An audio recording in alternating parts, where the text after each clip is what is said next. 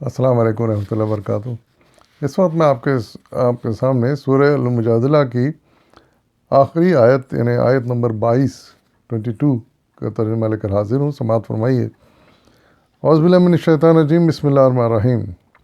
تم کبھی یہ نہ پاؤ گے کہ جو لوگ اللہ اور آخرت پر ایمان رکھنے والے ہیں وہ ان لوگوں سے محبت کرتے ہیں جنہوں نے اللہ اور اس کے رسول کی مخالفت کی ہے، خواہ وہ ان کے باپ ہوں یا ان کے بیٹے یا ان کے بھائی یا ان کے اہل خاندان۔ یہ وہ لوگ ہیں جن کے دلوں میں اللہ نے ایمان ثبت کر دیا ہے، اپنی طرف سے ایک روح عطا کر کے ان کو قوت بخشی ہے۔ وہ ان کو ایسی جنتوں میں داخل کرے گا جن کے نیچے نہریں بہتی ہوں گی، ان میں وہ ہمیشہ رہیں گے۔ اللہ ان سے راضی ہو اور وہ اللہ سے راضی ہوئے۔ وہ اللہ کی پارٹی کے لوگ ہیں، خبردار رہو اللہ کی پارٹی والے ہی فلاح پانے والے ہیں۔ صدق اللہ العظیم۔ جیسا کہ پچھلی آیت میں منافقین پر تبصرہ کیا گیا تھا، اس آیت میں اللہ تعالیٰ نے اپنے وفادار بندوں پر تبصرہ کیا ہے جو اس کے سچے وفادار ہیں، اس کے اور اس کے رسول کے سچے ہمدرد ہیں، سچے وفادار ہیں، اور ایسے وفادار ہیں کہ دنیا کی کسی چیز کی، کسی رشتے کی وہ پرواہ نہیں کرتے اللہ رسول کے مقابلے میں۔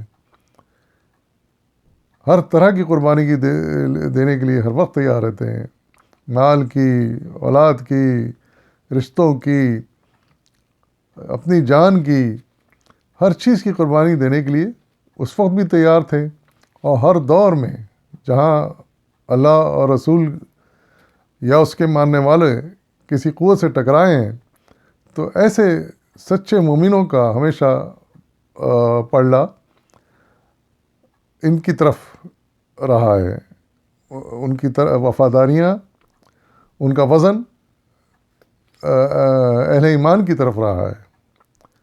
اللہ جس کو کہ اللہ تعالیٰ حزب اللہ کہتے ہیں، یعنی اللہ کی پارٹی، جیسے کہ پچھلی آیت میں آیا تھا کہ وہ حزب الشیطان ہیں، شیطان کی پارٹی کے لوگ ہیں۔ یہاں پر اللہ تعالیٰ ارشاد فرما رہے ہیں کہ ایسے لوگ اللہ کی پارٹی کے حزب اللہ ہیں، اللہ کی پارٹی کے لوگ ہیں۔ تو ان پر تبصرہ کیا جا رہا ہے، اور پھر ارشاد فرمایا جا رہا ہے کہ تم کبھی یہ نہ پاؤ گے کہ جو لوگ اللہ اور آخرت پر ایمان رکھنے والے ہیں وہ ان لوگوں سے محبت کرتے ہیں جنہوں نے اللہ اور رسول کی مخالفت کی ہے۔ پھر ان کے تمام رشتوں کو بتایا ہے کہ اتنے یعنی وہ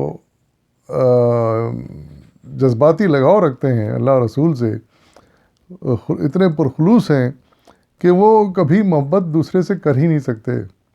جو اللہ کے رسول کے مخالف ہیں ان سے کبھی محبت نہیں کر سکتے، اور حقیقت ہے کہ دو محبتیں ایک دل میں کیسے سما سکتی ہیں؟ یا تو اللہ اور اس کے رسول کی محبت سمائے گی، یا پھر اس کے مخالفین جو ہیں ان کی محبت سمائے گی۔ ایک ساتھ دونوں محبتیں تو نہیں سما سکتی، یہ تو طے ہے۔ تو اللہ تعالیٰ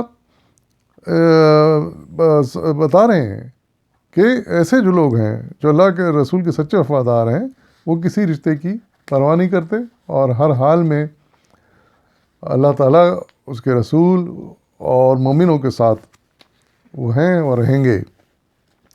اور یہ دنیا میں ہر دور میں یہ ہوتا رہا آیا ہے کہ ایمان رکھنے والے، سچے دل سے ایمان رکھنے والے لوگوں نے ہمیشہ ایمان رکھنے والے لوگوں کا ساتھ دیا ہے، جو اللہ اور رسول کے لیے جدوجہد کر رہے ہیں، جہاد کر رہے ہیں۔ سچے مومنوں نے ہمیشہ انہی کا ساتھ دیا ہے، کبھی ان کے دل میں کفار و مشرکین یا منافقین کی محبت ان کے دل میں نہیں سمائی۔ اور اس کے لیے اللہ تعالیٰ پھر جب وہ اتنے خلوص سے جب اللہ اور رسول کی حمایت کرتے ہیں، اس کے خاطر ہر قربانی دینے کو تیار ہو جاتے ہیں، تو اللہ تعالیٰ بھی ان کو ایک خاص روح سے ان کی مدد کرتا ہے، اپنی طرف سے خاص ان کی مدد فراہم کرتا ہے، ان کو قوت فراہم کرتا ہے۔ اور پھر ان کا انجام کیا ہوگا؟ ان کا انجام یہ ہوگا، چاہے وہ اس راہ میں شہید ہو جائیں یا غازی ہو جائیں، لیکن ان کا آخرت میں ان کو جنت تو بہرحال ان کے لیے لکھ دی گئی ہے۔ یہ طے ہے کہ ایسے لوگ جو یا شہید بھی ہو جائیں یا غازی ہو جائیں، فاتح ہو جائیں، زندہ رہیں، ہر دو صورت میں وہ اللہ تعالیٰ کی جنتیں ان کو میسر آئیں گی، ملیں گی، اور جس میں وہ ہمیشہ رہیں گے۔ اور ایسے لوگوں سے اللہ راضی ہو جائے گا، ہو گیا ہے، ہو جائے گا، ہوتا رہا ہے ہمیشہ۔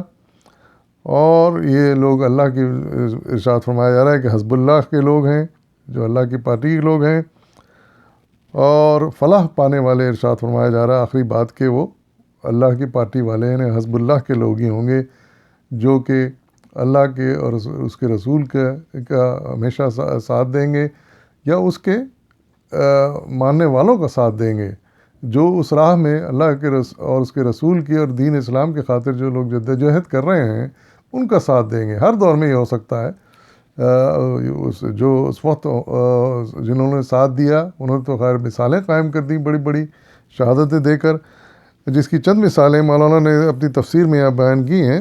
آپ لکھتے ہیں حاشیہ نمبر 37 میں کہ یہ تو اصولی بات ہے، مگر اللہ تعالیٰ یہاں صرف اصول بیان کرنے پر اکتفا نہیں فرمایا، بلکہ اس امر واقعی کو بھی مدعیان ایمان کے سامنے نمونے کے طور پر پیش فرما دیا۔ جو لوگ سچے مومن تھے انہوں نے فی الواقع سب کی آنکھوں کے سامنے ان تمام رشتوں کو کاٹ پھینکا جو اللہ کے دین کے ساتھ ان کے تعلق میں حائل ہوئے۔ یہ ایک ایسا واقعہ تھا جو بدر و احد کے معرکوں میں سارا عرب دیکھ چکا تھا۔ مکہ سے جو صحابہ ہجرت کر کے آئے تھے وہ صرف خدا اور اس کے دین کی خاطر خود اپنے قبیلے اور اپنے قریب ترین رشتہ داروں سے لڑ گئے تھے۔ حضرت ابو عبیدہ نے اپنے باپ عبداللہ بن جراح کو قتل کیا، حضرت معصب بن عمیر نے اپنے بھائی عبید بن عمیر کو قتل کیا، حضرت عمر نے اپنے ماموں عاص بن ہشام بن مغیرہ کو قتل کیا، حضرت ابوبکر نے اپنے بیٹے عبد الرحمن سے لڑنے کے لیے تیار ہو گئے، حضرت علی، حضرت حمزہ اور حضرت عبیدہ بن حارث نے عتبہ، شیبہ اور ولید بن عتبہ کو قتل کیا جو ان کے قریبی رشتہ دار تھے۔ حضرت عمر نے اسیران جنگ کے بدر کے معاملے میں رسول اللہ علیہ وسلم سے عرض کیا کہ کیا ان سب کو قتل کر دیا جائے اور ہم میں سے ہر ایک اپنے رشتہ دار کو قتل کرے۔ اسی جنگ بدر میں حضرت مصعب بن عمیر کے سگے بھائی ابو العزیز بن عمیر کو ایک خاص انصاری نے پکڑ کر باندھ رکھا تھا۔ حضرت معصب نے دیکھا تو پکار کر کہا ذرا مضبوط باندھنا، اس کی ماں بڑی مالدار ہے، اس کی رہائی کے لیے وہ تمہیں بہت سا فدیہ دے گی۔ ابو العزیز نے کہا تم بھائی ہو کر یہ بات کہہ رہے ہو؟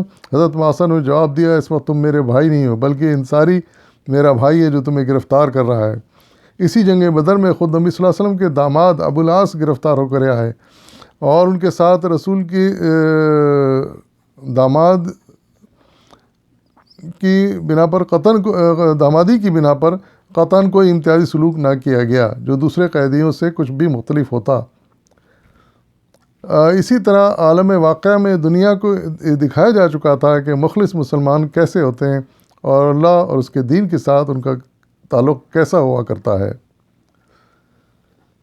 تو اس سے اندازہ ہوتا ہے کہ کس قدر سچے اور پکے مسلمان تھے وہ زمانے کے جو رسول اللہ علیہ وسلم کے دور میں ہوئے، اور انہوں نے کیسی کیسی قربانیاں دیں اور کیسے کیسے قریبی رشتوں سے وہ لڑ گئے اور انہوں نے ان کی جان لینے سے گریز نہیں کیا۔ تو یہ ہوتا ہے، انہوں نے ایک معیار قائم کر دیا۔ تو یہ معیار قائم کرنے کے بعد آئندہ بھی پھر یہی ہوتا رہا ہے، بعد میں بھی یہی ہوتا رہا ہے کہ سچے مسلمانوں نے ہمیشہ سچے مسلمانوں کا ساتھ دیا، ایمان والوں کا ساتھ دیا، اسلام اور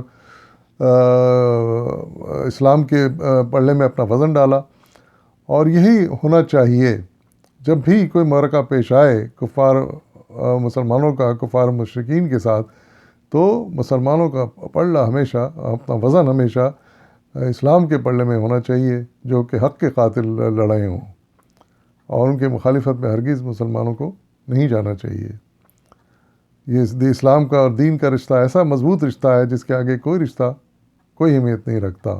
یہ ان مثالوں سے ہمیں یہی بات سمجھ میں آتی ہے، اور اسی بات کا ہمیں ہمیشہ خیال رکھنا چاہیے جب بھی ہمارے ساتھ یہ صورتحال پیش آئے۔ وآخر دعوانا الحمدللہ رب العالمین۔